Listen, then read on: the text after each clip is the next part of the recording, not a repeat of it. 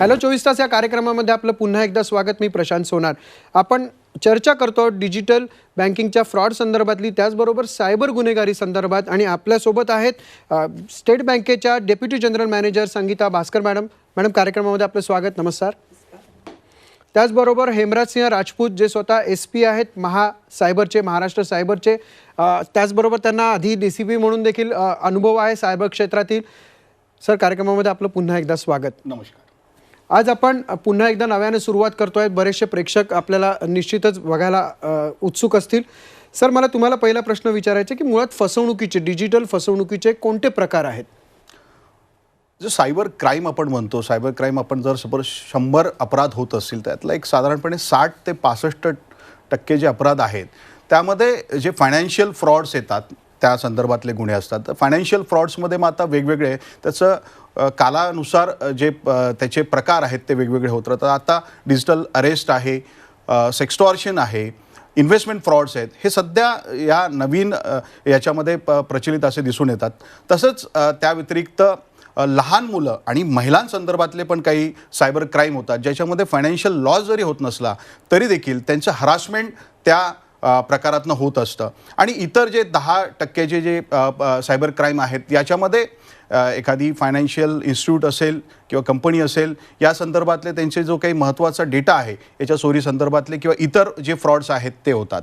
तर या फ्रॉड्समध्ये जर आपण बघितलं तर याच्यामध्ये सगळ्यात मोठं प्रमाण हे फायनान्शियल फ्रॉड्सचं जे आहे. यामध्ये आपल्याला आपला जो महत्त्वाचा डेटा असतो त्याच्यामध्ये आपले बँकिंग रिलेटेड जे काही महत्त्वाची माहिती असते, ही माहिती याचा दुरुपयोग करून आपल्याला आपल्या बँक अकाउंटमधनं पैसा सायफन ऑफ केला जातो. आणि यामध्ये बऱ्याच अंशी आपण जे काही मोबाईल बँकिंग करत असतो किंवा मोबाईलचा वापर करत असतो यामध्ये अनअथॉराइज ज्या लिंक आपल्याला येत असतात, या लिंक आपल्याला SMS-च्या माध्यमातून येत असतात किंवा व्हॉट्सअप किंवा वेगवेगळे जे सोशल मीडिया ग्रुप्स आहेत या ग्रुप्सच्या माध्यमातून येत असतात. आपण त्या लिंक क्लिक करतो आणि या माध्यमातून आपण या डिजिटल जो फ्रॉड आहे याच्या चक्रव्यूहामध्ये सापडत असतो. पण बऱ्याच वेळा कमर्शियल वेबसाईटवरनं देखील ही लिंक करा, ती लिंक करा, ते या लिंक क्लिक करण्यावरती काय म्हणाल? कारण काय सुरुवातीलाच मी म्हटलं होतं काल की तुम्ही पूर्ण आयुष्यभर कमवलेली कमाई एका दिवसात 0 बॅलन्सवर आणू शकते. काय करा? अगदी बरोबर आहे. काय असतं की आपल्या जी काही मानसिकता असते या मानसिकतेबरोबर हे जे फ्रॉडस्टर आहेत ते खेळत असतात. त्याच्यामध्ये 2 महत्त्वाचे पैलू असतात. एक असते आपली लालच. आपल्याला कुठलं तरी आमिष दिलं जातं आणि त्या आमिषाला आपण बळी पडत असतो. मग ते आमिष वेगवेगळ्या प्रकारे येत असतात. त्याच्यामध्ये आपल्याला एक अशी ऑफर दिली जाते की खूप जो स्वस्तामध्ये एखादी गोष्ट आपल्याला त्या प्लॅटफॉर्मवर विकली जाते आणि ती फक्त काही मिनिटांसाठी ती ऑफर आहे. मग आपण त्या आमिषाला बळी पडतो आणि बळी पडून ते जे काही प्लॅटफॉर्म असतं त्याच्यामध्ये ते व्हेरीफाईड प्लॅटफॉर्म नाही आहे तरी देखील आपण त्याच्यावर क्लिक करतो आणि त्यातनं आपण आपली पुंजी हरवून बसतो किंवा आपल्याला भीती दाखवली जाते. या आमिष आणि भीती या चक्रव्यूहामध्ये आपण फसतो. तर जे काही आपण बँकिंग करत आहोत, आपण जे काही मार्केटिंग करत आहोत, आपण काही पर्चेसिंग करत आहोत, तर माझं एवढंच सांगणं आहे की आपण जे ऑथेंटिक ॲप्स आहेत किंवा ऑथेंटिक वेबसाईट्स आहेत त्याच्या माध्यमातूनच केलं पाहिजे. आणि कुठल्याही दुसऱ्या सोशल मीडिया प्लॅटफॉर्मच्या माध्यमातून जरी ती ऑफर आपल्याला अत्यंत चांगली वाटत असली तर आपण आपल्या बॅकड्रॉपमध्ये आपल्याला माहिती असलं पाहिजे की ही ऑफर ही फसवी आहे. तर आपण या फसव्या ऑफरला बळी न पडता फक्त ऑथेंटिक प्लॅटफॉर्मवरनंच आपल्या जी काही मार्केटिंग आणि पर्चेसिंग आहे ती केली पाहिजे. नक्कीच. Sangeeta ma'am, banking fraud exactly होता क्या है, किस तरह से इसमें विक्टिम्स होते हैं? अपने पास ये लिंक जो आता है, स्पेशली रिवार्ड्स पॉइंट्स करके, बैंक का क्रेडिट कार्ड का रिवार्ड पॉइंट्स रिडीम कर लो, आपके लिए अच्छा सा ऑफर है करके आपके पास आ जाता है. तो वो रिवार्ड्स पॉइंट्स लेने के लिए हम लोग उसको क्लिक कर लेते हैं तो अपना क्रेडेंशियल्स उधर शेयर हो जाता है, सब्सिक्वेंटली फ्रॉड हो जाता है, अपना अकाउंट से पैसा निकाल जाता है. ऐसे ही अभी इन्वेस्टमेंट स्कैम्स हैं. हम सब लोग इन्वेस्टमेंट करते रहते हैं, तो आपके पास जब भी कोई कॉल करके बताते हैं, आपके पास जब भी कोई लिंक आता है या आपको कोई भी ईमेल आता है कि आपको खूब सारा रिटर्न मिलेगा, तो खूब सारा रिटर्न जब भी बोलता है उधर आप बहुत अलर्ट रहिए. उधर आपका पैसा साइफन ऑफ होने का बहुत चांसेस है. वो mostly that will be an investment scam. So ऐसे ही आपके पास आता है, आपको लॉटरी मिला है और आपको लॉटरी का पैसा देने के लिए आपको एक सिक्योरिटी डिपॉजिट करना करके आता है एंड आप लोग अपना अकाउंट से सिक्योरिटी डिपॉजिट करके पैसा दे देता है तो वो चले जाता है.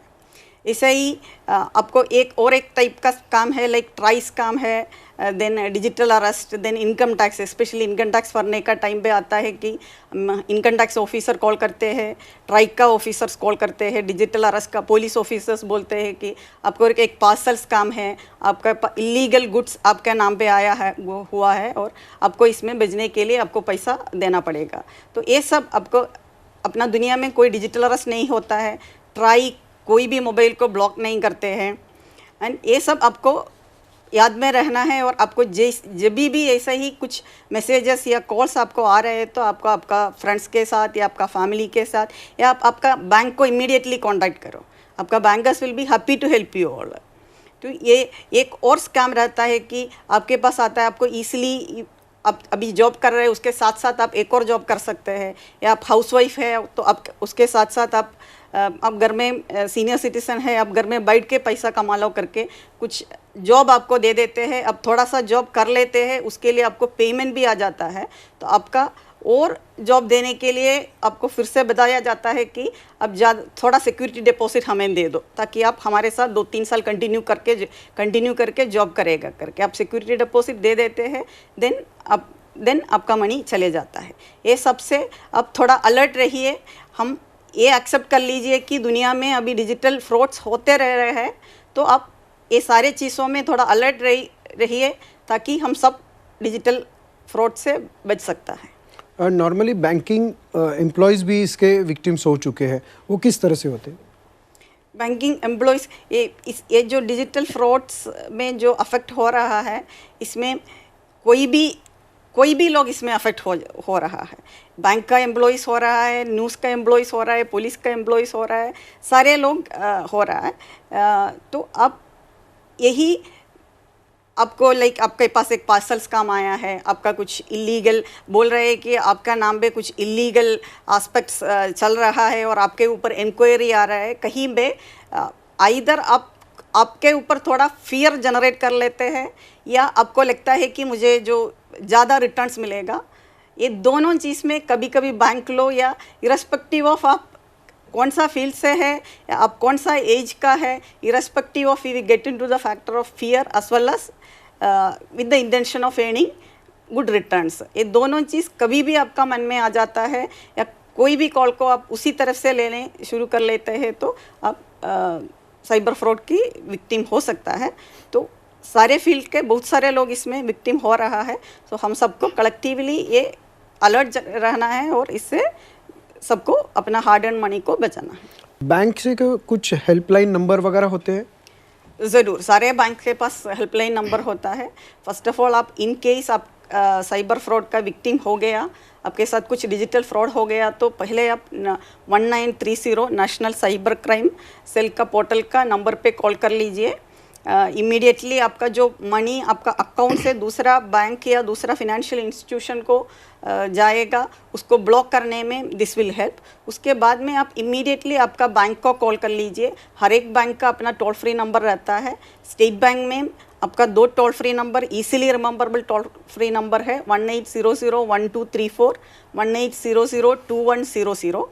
इसके अलावा भी 2 टोल फ्री नंबर्स है which exclusively for cyber crime reporting के लिए है, 1800-111109, 1800-112211। ये दोनों toll free number only cyber crime reporting के लिए है। आपके साथ ऐसे ही नंबर सारे बैंक सारा फिनेंशियल इंस्टीट्यूशंस के पास रहता है। तो आपको कोई भी इन केस हम लोग अलर्ट रहेंगे, बट इन केस कुछ फ्रॉड का विक्टिम हम लोग हो गया तो इमीडिएटली 1930 को कॉल कर लीजिए, इमीडिएटली अपना बैंक को कॉल कर लीजिए। एंड जब भी आप जो भी टोल फ्री नंबर्स ले रहे हैं आप ऑथेंटिकेटेड वेबसाइट से लीजिए। अब गूगल पे जस्ट सर्च करके जो नंबर आ रहा है वो नंबर पे कॉल मत कीजिए, आप ऑथेंटिकेटेड वेबसाइट से ये नंबर लीजिए। as soon as ये टोल फ्री नंबर पे आपका कॉल आता है तो आपका सारे अकाउंट्स को ब्लॉक कर लेते हैं ताकि फर्दर आपका फंड साइफन ऑफ नहीं हो जाएगा। तो हमारा ये कहना है कि आपका इन केस आप साइबर फ्रॉड का विक्टिम हो गया तो इमीडिएटली आप साइबर क्राइम पोर्टल पे रिपोर्ट कर लीजिए 1930 नंबर पे, और अपना बैंक को इमीडिएटली कांटेक्ट कर लीजिए ताकि आपका मनी आगे जाने से हम लोग ब्लॉक कर सकते हैं। बिल्कुल। सर, तुम्ही मगाशी सायकोलॉजीचा उल्लेख केला. मुळात ही फसवणूक कोणाची होते? सायकोलॉजीचा उल्लेख केला म्हणजे काहीतरी तर तुमच्या अभ्यासाअंती तुम्हाला हे कळलं असेल. आणि मुळात झाल्यानंतर काय करावं? कारण सगळ्याच बाबतीत, नुसतं बँकिंग नाही तर सायबरच्या बाबतीत तुम्ही काय सांगाल? असं काही स्पेसिफिक एज ग्रुप नाही आहे की ज्याच्यामध्ये सायबर फसवणूक ही फक्त याच एज ग्रुपची होते. ज्याच्या हातामध्ये ही टेक्नॉलॉजी आहे त्याची ही फसवणूक होते. अगदी लहान मुलापासनं तर वृद्धांपर्यंत सगळ्यांची फसवणूक होते. लहान मुलं आपले सहज आपला मोबाईल घेतात, त्याच्यामध्ये गेम्स खेळत असतात. गेम्स खेळत असताना त्याच्यामध्ये जे काही जे मॅलिफाईड लिंक्स आहेत त्या शेअर केल्या जातात आणि त्या लिंक्सच्या माध्यमातून मग मुलांचं सायबर बुलिंग असेल, सायबर ग्रूमिंग असेल आणि चाइल्ड पोर्नोग्राफी असेल, या पद्धतीचे जे काही क्राईम्स असतात ते लहान मुलांसंदर्भात होतात. तसेच तरुण वर्ग आहे, तरुण वर्गासाठी मग त्याच्यामध्ये ते सोशल मीडियावर जास्तीत जास्त वेळ त्यात ॲक्टिव्ह असतात, तर ते त्या संदर्भातले फ्रॉड्स त्यांच्यामध्ये होतात. आणि जर सिनियर सिटिझन्समधले तर ते थोडे डिपेंडंट असतात आणि मध्ये डिपेंडन्सीचा फायदा घेऊन त्यांची जी पूर्ण जमापुंजी पूर्ण आयुष्यभराची असते ती इन्व्हेस्टमेंट फ्रॉडसारख्या काही फ्रॉडच्या माध्यमातून, सायबर क्राईमच्या माध्यमातून बाहेर पडते. तर फ्रॉड हा, सायबर क्राईम हा कुठल्या एज ग्रुप स्पेसिफिक नाही आहे, परंतु हा जर झाला तर पॅनिक करू नका. हे यामध्ये आपल्याला मगाशी मॅडमने सांगितल्या पद्धतीने 1930 हे एक national cyber crime reporting portal आहे. या पोर्टलची जी हॉटलाईन आहे याच्या माध्यमातून आपण तो फ्रॉड, आपलं जे काही फ्रॉड झालेला आहे त्याच्यामध्ये ट्रान्झॅक्शन डिटेल्ससह आपण तिथं रिपोर्ट करू शकतात. तसंच सायबर क्राईम .gov.in हे जे पोर्टल आहे या पोर्टलवर देखील आपण जाऊन आपली कंप्लेंट, तक्रार करू शकतात. या माध्यमातनं जर आपल्याला हे शक्य होत नसेल तर आपण जवळच्या पोलीस स्टेशनला या संदर्भात जाऊ शकतात. महाराष्ट्र सरकारने हे महासायबर जे आहे या महासायबरच्या माध्यमातून 50 सायबर लॅब पूर्ण महाराष्ट्रामध्ये सुरू केलेलं आहे, ज्याच्यामध्ये जे SP ऑफिसेस आहेत, त्या व्यतिरिक्त कमिशनरेट्स आहेत, या प्रत्येक ठिकाणी सायबर लॅब्स आहेत आणि ट्रेंड ऑफिसर्स आणि स्टाफ त्या ठिकाणी उपलब्ध आहे. आपण त्या ठिकाणी जाऊ शकतात. नियरेस्ट लोकल पोलीस स्टेशनला आपण जाऊ शकतात. तर हे आपण फक्त महत्त्वाची गोष्ट हीच आहे की आपण सायबर क्राईम झाला म्हणून आपण एक कमीपणाची भावना किंवा हे का सांगायचं या भावनेतनं आपण ते लपवून ठेवतो आणि लपवण्याने या गोष्टी वाढतात. तर जर आपल्याला जर एखादी गोष्ट जर नजरेस आलेली आहे की आपण फसवलं गेलो आहे तर आपण त्वरित आपल्या फॅमिली मेंबर्सला सांगा, आपल्या मित्रांना सांगा आणि त्वरित आपण पोलीस स्टेशनला किंवा या पोर्टलच्या माध्यमातून किंवा 1930च्या माध्यमातून आपण पोलिसांना ही गोष्ट कन्व्हे केली पाहिजे. महाराष्ट्र सायबरचं इन्फ्रास्ट्रक्चर जर आपण म्हणणार तर महाराष्ट्र सरकारचा जो हा उपक्रम आहे याच्यामध्ये गेल्या महिन्यातच एक 5 व्हर्टिकल्स महाराष्ट्र सायबर महापे येथील हेडक्वार्टरला सुरू करण्यात आले, ज्याच्यामध्ये कमांड अँड कंट्रोल सेंटर आहे, ज्या ठिकाणी हे सगळे 1930शी रिलेटेड आणि आणखी एक जी आमची हेल्पलाईन आहे 14407 या हेल्पलाईनच्या माध्यमातून जे काही सायबर क्राईमच्या संदर्भातले जे कॉल्स येतात ते त्या ठिकाणी येतात आणि त्या ठिकाणावरनं ते महाराष्ट्रातल्या ज्या ठिकाणाचे संबंधित ते आहेत त्या डिस्ट्रिक्टला ते पाठवले जातात. कमांड अँड कंट्रोल सेंटरच्या व्यतिरिक्त टाय आहे, ज्याच्यामध्ये टेक्नॉलॉजी असिस्टेड इन्व्हेस्टिगेशन, याच्यामध्ये आमच्याकडे तज्ज्ञ असे आमचे जे एक्सपर्ट्स आहेत हे एक्सपर्ट त्या ठिकाणी आहेत आणि सायबर क्राईम संदर्भातले जी काही या 50 सायबर लॅबला जी मदत हवी असते ती वेगवेगळ्या टूल्सच्या माध्यमातून आपण त्या ठिकाणी देत असतो, ज्याच्यामध्ये जवळपास 50पेक्षा जास्त अत्याधुनिक असे सायबर क्राईम संदर्भातले टूल्स आपल्या या महापे येथील ऑफिसला आहेत. त्या व्यतिरिक्त तिथं सर्ट महाराष्ट्र म्हणजे computer emergency response team Maharashtra ही जी काही क्रिटिकल इन्फ्रास्ट्रक्चर्स आहेत या इन्फ्रास्ट्रक्चरचे जी सेफ्टी आणि सिक्युरिटी आहे सायबरच्या संदर्भातली हे बघण्यासाठी सर्टचं एक सेंटर त्या ठिकाणी आहे. सॉक आहे, ज्याच्यामध्ये सिक्युरिटी ऑपरेशन सेंटर म्हणजे हे जे काही इन्फ्रास्ट्रक्चर आहे याला आपण एक कवच या सॉकच्या माध्यमातून त्या ठिकाणी दिलेलं आहे. आणि सेंटर ऑफ एक्सलन्स म्हणजे जे पोलीस अंमलदार, पोलीस अधिकारी या व्यतिरिक्त सायबर क्राईम या क्षेत्रामध्ये काम करणारे जे काही एक्सपर्ट्स आहेत यांचं ट्रेनिंग या सेंटर ऑफ एक्सलन्सच्या माध्यमातून त्या ठिकाणी होतं. तर एक महाराष्ट्र गव्हर्नमेंटचा, महाराष्ट्र सरकारचा अत्यंत महत्त्वाचा असा हा उपक्रम आहे आणि उपक्रमाच्या माध्यमातून सायबर क्राईमशी लढण्यासाठी आम्ही सज्ज आहोत. निश्चित. पण सायबर क्राईम करणाऱ्यांना शिक्षा काय असते? कारण तो धाक बसला पाहिजे. तुम्ही या युनिफॉर्ममध्ये देखील आलेला आहात, काय सांगाल? अगदी बरोबर आहे. सरते शेवटी आपण इन्व्हेस्टिगेट करतो, डिटेक्ट करतो आणि अरेस्ट करतो आणि हे सगळं झाल्यानंतर ज्यावेळेला ट्रायल होते त्या ट्रायल होत असताना आपण वेगवेगळ्या कायद्यानुसार त्या ठिकाणी आपण चार्जशीट करत असतो. ज्याच्यामध्ये सगळ्यात महत्त्वाचा असतो BNS मध्ये जर आपली फसवणूक झालेली आहे तर फसवणुकीचे सेक्शन्स त्या ठिकाणी ॲड होत असतात. त्या व्यतिरिक्त इन्फॉर्मेशन अँड टेक्नॉलॉजी ॲक्ट जो 2000चा आहे त्यामधल्या ज्या वेगवेगळ्या तरतुदी आहेत त्या तरतुदीनुसार आपण त्या ठिकाणी चार्जशीट करत असतो. यामध्ये 3 वर्षापासनं तर एक 10 वर्षापर्यंतच्या शिक्षा आहेत. त्या व्यतिरिक्त जो फाईन आहे तो 25,000पासनं तर 5 लाखापर्यंत देखील यामध्ये फाईन होत असतो. तर जे काही सायबर क्रिमिनल्स या माध्यमातून पकडले जातात, जे क्रिमिनल्स वारंवार या पद्धतीचे क्राईम्स करतात, ती ही शिक्षा आणखी त्यामध्ये वाढत असते. तर महाराष्ट्र सायबर किंवा महाराष्ट्र पोलीस यामध्ये या तरतुदींचा आपण वापर करून जास्तीत जास्त शिक्षा कशी होईल या पद्धतीने आपण प्रयत्न करत असतो. निश्चित. संगीता मैडम, सीनियर सिटीजन ज़्यादातर बैंकिंग फ्रॉड के विक्टिम्स होते हैं, आप उनके बारे में क्या कहना चाहेंगे, किस तरह से वो बच सकते हैं? सीनियर सिटीजन, अभी जो हम लोगों ने बोला, like not only senior citizen, सारा एज का ज़्यादातर एक जैसे इसमें फंस जाता है. But senior citizen mostly retired people के पास ज़्यादा अपना retirement funds, hard and money आ जाता है, तो उनके साथ थोड़ा इन्वेस्टमेंट का काम ज़्यादा होने का चांसेस है. लाइक आपका अभी मनी इन्वेस्ट कर लिया तो अब ज़्यादा रिटर्न्स मिल सकता है. अभी हम लोगों ने ऑलरेडी बोला, जो इन्वेस्ट जब जिधर भी आप ये मन में रखिए कि आपके पास जिधर भी ज़्यादा रिटर्न्स बोल रहा है उधर आपको थोड़ा ज़्यादा अलर्ट रहना चाहिए और उसका ऑथेंटिसिटी को इंश्योर करना है before you make any investment. और आपके पास आपका बच्चा रहता है, फैमिली रहता है, सडनली आपके पास ऐसा कॉल्स आ सकता है कि आपका बच्चे या ग्रैंडसन या grand child somebody is in A hospital, कुछ सडनली कुछ एक्सीडेंट हो गया है, ऐसा कुछ इन्फॉर्मेशन आने से सीनियर सिटीजन भी थोड़ा ज़्यादा पैनिक हो जाता है और बोलते हैं कि अभी इमीडिएटली ऑपरेशन या कुछ ट्रीटमेंट के लिए थोड़ा मनी भेजना है. देन उसमें सीनियर सिटीजन थोड़ा अपना पैनिक और अपना लोगों अपना फैमिली के ऊपर का प्यार के वजह से थोड़ा फंस जाता है. देन ये सारे चीज़ों में अभी सीनियर सिटीजन भी आपके पास डिजिटल अरेस्ट, लाइक आपने जो अपना कुछ KYC या इलीगल पार्सल स्कैम, सब कुछ उसके साथ इलीगल आपका गुड्स कुछ आ गया है, आपने जो काम किया है उसके ऊपर आपके ऊपर कुछ एलिगेशंस है, वो एलिगेशन से आपके बचाने के लिए हम लोग आपको बचा सकते हैं, आपको मनी देना चाहिए.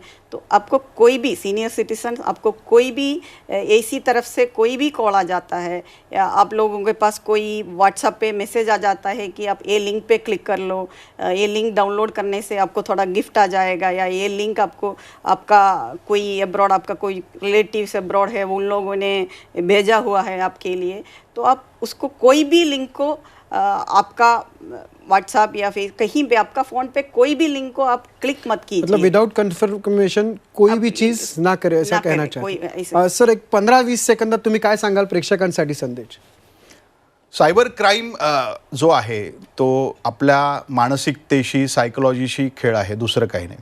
यामध्ये आपल्याला कुठलाही कॉल येऊ दे, कुठलाही मेसेज येऊ दे, शांतपणे बसा, विचार करा आणि हे होऊ शकतं का एवढं आपण जर आपल्या मनाला विचारलं तर निश्चितच आपल्याला नाही असंच उत्तर येतं. आणि ज्यावेळेला उत्तर नाही म्हणून येतं तर त्यावेळेला आपण कुठे क्लिक करू नका, कुठलीही माहिती सांगू नका आणि कुठलीही माहिती फॉरवर्ड करू नका. जर आपण आपल्या बोटावर कंट्रोल केलं तर निश्चितच आपण त्या सायबर क्राईमपासून वाचू शकतो. मेरी आप लोग से एक रिक्वेस्ट है कि आप सतर्क रहें, आप जागरूक रहें, जिससे कि हम लोग mill K as a banker और एज ए कस्टमर सब लोग मिल के हम लोग डिजिटल फ्रॉड को कम कर सकते हैं. तुम्ही दोघं इथे आलात आणि खूप मोठ्या महत्त्वाच्या विषयावरती आज आम्हाला मार्गदर्शन केलं, त्याबद्दल आपले दोघांचेही आभार. धन्यवाद. थँक्यू. धन्यवाद. ये हैं स्कैमर साहब, बिजली का बिल का भूत बनकर आपको डरा रहे हैं. रिमोट ऐप डाउनलोड का झांसा और अकाउंट से पैसे गायब. ओ भाई साहब, मत कीजिए क्लिक फ्रॉड लिंक पे. जब बिजली का स्कैम मैसेज आए तो अंधेरे से SBI की रोशनी बचाए. नहीं जाएगी घर की लाइट, लेकिन पैसा जरूर होगा out of sight. Be scam safe.